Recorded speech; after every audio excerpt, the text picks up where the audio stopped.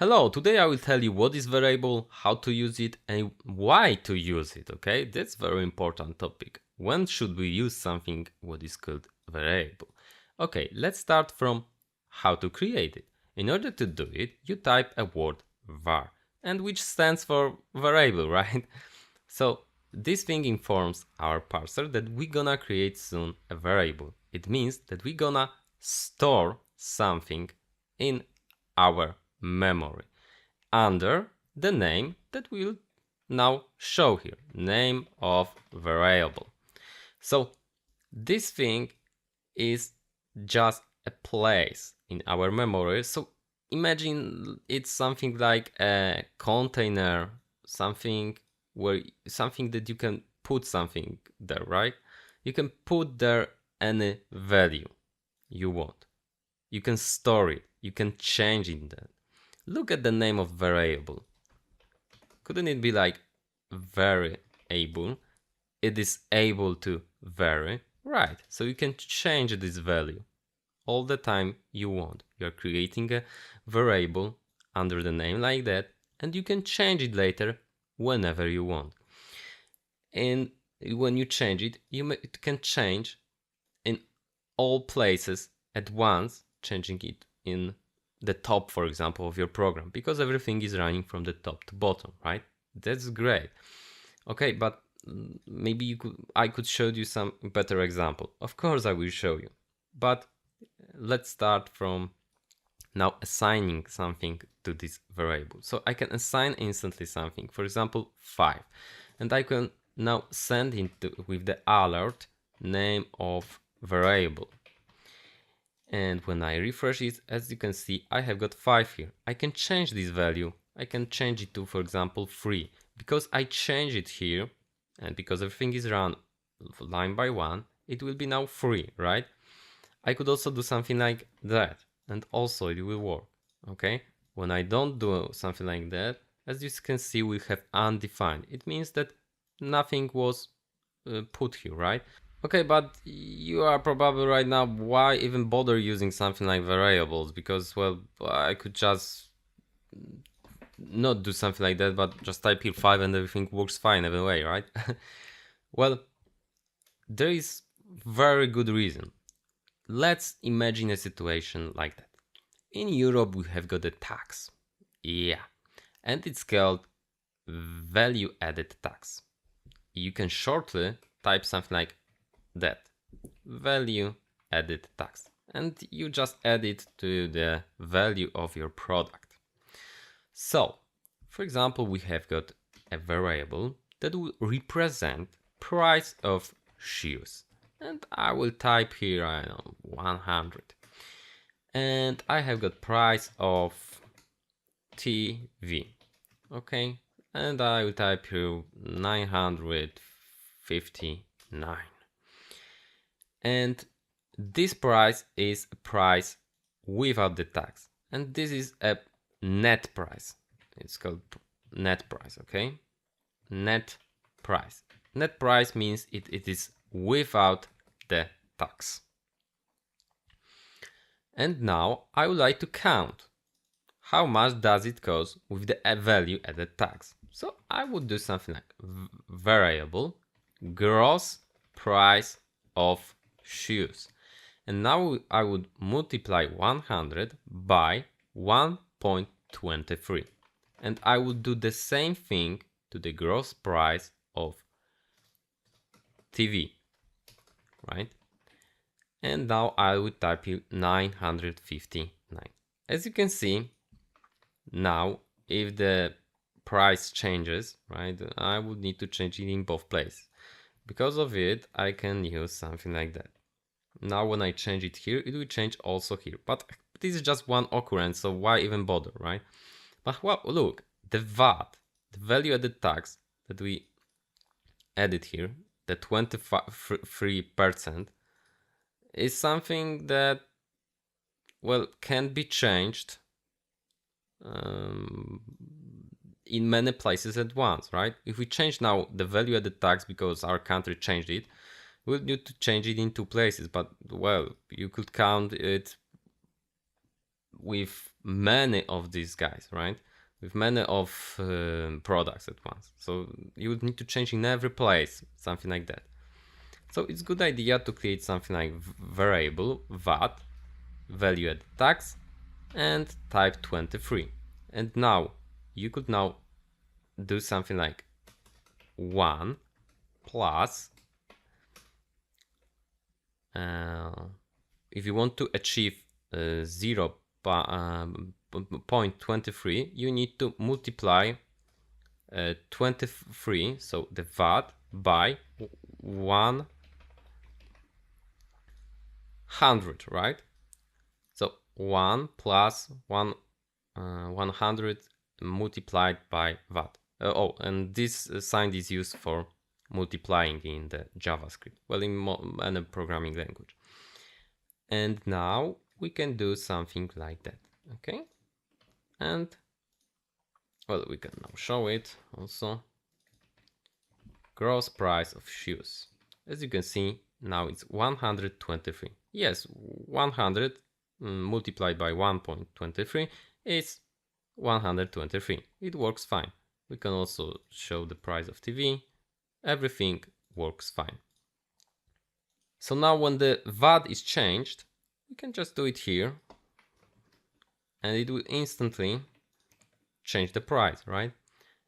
And well, this is one usage of the variable. But look, here's an operation which takes time, right? We have to multiply something, then add something. And this could be just stored in another variable, which you can call, for example, calculated VAT. And we could do something like that, right? And now do something like that. And everything is gonna work also fine. We can now change only this value here. But the cool thing is that now that calculation is just done once and it's stored inside the memory, right? It doesn't need to be redone every time. Of course, if it was done only 2 times, it's just no sense to do something like that. But imagine that it's done like 1000 times, then it's a good idea to just store it, because why to calculate everything every time, something like that, right? It will improve the speed of the script. So because of it, now you can see why variables are needed, right? They are needed because you want to reuse your value somewhere, and you want to make your program maybe also more self-descriptive. You want to calculate something because it takes time and reuse it. And well, there are some conventions of naming variables. As you can see, look, I named our variables like that: small letter, then the next word has got capital letter, capital, capital. And this is a convention. So how to name variables. They are then easier to read. The code is easier to maintain. So remember to name your code, your variables properly. They must be self-descriptive, okay? You should also know that the size of letters inside variables matters. It means that if I created 2 variables, for example, like that, they are 2 different values. 23 and with big letters 20, right? 2 different ones. If I do something like that, like that, as you can see, it's not 23 because we changed this value above. Everything is, remember, executed from top to bottom. So let's type it. The size of letters inside variable name matters. It's very important because it might lead to some problems, right? You can make mistakes because of it. So what other mistakes you can make? You need to remember that you cannot start name of variable with the digit. It means you can do something like that. As you can see, we have instantly a warning here, because when you type variable, you are expecting a name of variable, not a number, right? Number is just something that can be counted. And the next thing you should remember about is that you can't use as the name keywords. The keywords are just something like variable, right? The things that are parsed by the parser and they mean something to it. They are keywords. So variable function is just reserved. You can't use reserved words. You will see many reserved words later. You will just know which one are which. You shouldn't use the spaces. So variable, value added tags, calculated, blah blah. As you can see, it doesn't work. It is expecting something like comma. When you do something like that, it will work, because now we declared, which means we created 1, 2, 3, 4 variables at once. Okay, but with spaces, he just doesn't, the parser doesn't know what you are just doing. Okay, do not use spaces in names. The next thing you should remember about is that you shouldn't use operators in the names. So you can do something like variable value added tags plus calculated something. Doesn't work. Okay. It is also a good idea to know that there are many variables types. Right now we were just adding some numbers, we're multiplying them, but there are many types. So types of variables. And now we know what? Numbers. They are most called integers. And now we will know something like string, which is just continuous characters. What does it mean? Well, for example, I want to save variable name my name, Arkadiusz, right? In order to do it, I have to use the double quote or the single quote, because parser need to know that it's a string, it's a character, it's characters, right? Because when I do something like that, he's like, well, this is not declared, this is some kind of variable. He need to, differ things like the name of variable from things like values, like characters. Because of it, we need to use single quotes or double quotes. And it doesn't matter in JavaScript which one you will use. It's just a matter of preference, so just stick to one. You have got also something what is called Boolean, and it's true, false. It's just saying if something was true or not. You are going to use it with the conditional statements that we'll talk about later. There is something like arrays, objects. This is a bit complicated topics. We'll also talk about it later. And you have got something like null, which means that something is empty. You can just say, initialize, which means assign to the variable, for example, null, which means that there is nothing right now. Something like that might be needed if you want to, check if something was assigned later in the other code, because your code might be very long, and well, it's hard to describe right now why to use it, because it's a bit complicated in a bit more complicated programs. So just know that there is something like a null. You have got also something like undefined. You have noticed it at the beginning of our lesson. When you do something like variable a, it's undefined right now, right? Because we didn't assign anything to it, it's just undefined. So to sum up our lesson, the variable is something that is able to vary. It means that we can store there, we can assign them values, and we can change them later. In order to create a variable, we need to type var, then the name of variable, then we can assign there something here, or maybe later change it.